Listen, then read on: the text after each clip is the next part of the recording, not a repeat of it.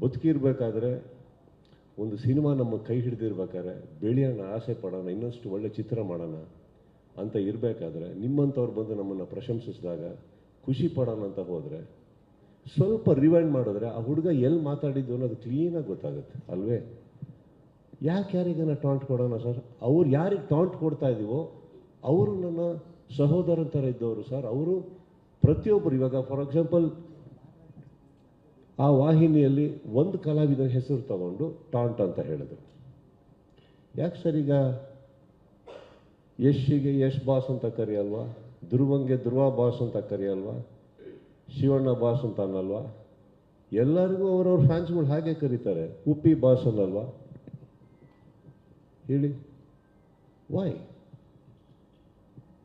ನನಗೂ ದರ್ಶನ್ಗೂ ಏನಿಲ್ಲ ಸರ್.